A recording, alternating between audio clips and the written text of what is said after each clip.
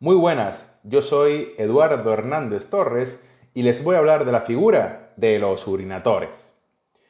Comenzando por un repaso sobre la historia de los mismos, desde Aristóteles, es decir, hablamos del año 384 a.C., ya se hablaba del uso de una especie de campana metálica que se podía sumergir en el agua y que los buzos utilizaban para poder respirar del aire que se quedaba atrapado dentro de esa campana metálica. Incluso Alejandro Magno exploró las profundidades marinas del océano sumergido en un recipiente bastante fino de cristal. Los romanos crearon la figura de los urinatores. Hablamos del primer cuerpo de buceadores profesionales que además era un cuerpo del ejército. Mencionando algunas de sus intervenciones, los urinatores intervenían en un principio en tiempos de guerra, llevaban a cabo operaciones de sabotaje sobre el enemigo, como por ejemplo hacer encallar los barcos, cortar las anclas de los mismos, incluso llevaban a cabo la entrega de mensajes secretos escritos en el brazalete de plomo, entre otras muchas actividades más.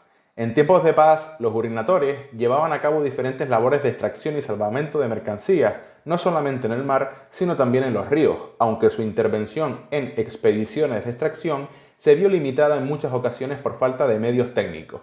Se cree también que intervenían en el campo de todo tipo de averías y accidentes marítimos, como echazón, naufragios, varadas, incluso se habla que participaban en el rescate de pecios, que podían haberse hundido por abandono, descuidos e incluso hundimientos intencionados.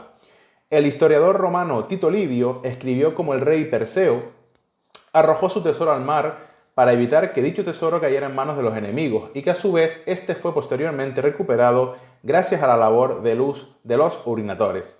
En cuanto a la relación entre los propietarios de las mercancías y los urinatores, se puede afirmar que estamos ante una locatio conductio operarum, en la que el locator se obliga a prestar al conductor una determinada cantidad de trabajo a cambio de una remuneración. Se dan los tres elementos para tal afirmación: los sujetos locatores, el objeto, que es el rescate o extracción de las mercancías, y por último, la retribución que percibirán los urinatores por haber recuperado las mercancías.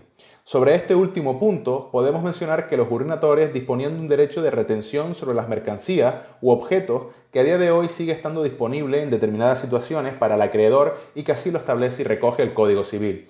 Como vemos, esta figura sigue vigente más de 2000 años después. En cuanto a la retribución que recibían los urinatores, tenemos que mencionar primeramente aquellos casos en los que no existía una relación contractual, pero había una gratificación para los urinatores, o incluso para aquellos particulares que no eran específicamente urinatores.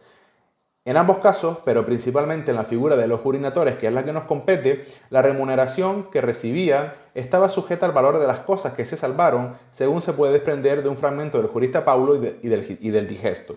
En un texto de los Basílicos, traducción al griego del Digesto, se puede llegar a interpretar una valoración del riesgo y del peligro a la hora de llevar a cabo las extracciones del rescate de las mercancías, teniendo en cuenta principalmente la profundidad a la que se encontraban las mismas. Por un lado, la recuperación de los restos a una profundidad de 8 codos, que viene siendo unos 3.657 metros, suponía la percepción de una tercera parte de los mismos a favor del urinator. Si la extracción de las mercancías tenía lugar a una profundidad de 15 codos, que son unos 6.858 metros, se incrementaba dicha percepción hasta la mitad.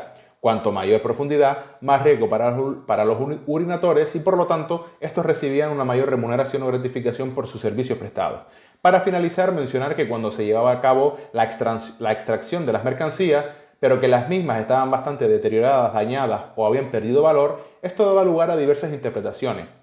Una primera que recogía que los propietarios de las mercancías u objetos ya partían de la idea de que las mercancías u objetos estarían dañados y que esto no afectaría a la retribución de los urinatores. Por otro lado, otra interpretación partía de una base en la cual recogía que si se pueden extraer los objetos o las mercancías por parte de los urinatores en perfecto estado, pues no había ningún problema. Los urinatores recibían así su retribución por los servicios prestados.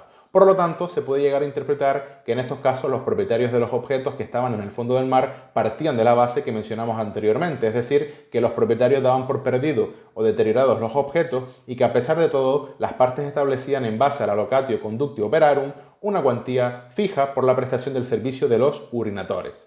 Esto es todo sobre los urinatores. Muchas gracias por su atención, esperemos que haya sido de su agrado y un cordial saludo.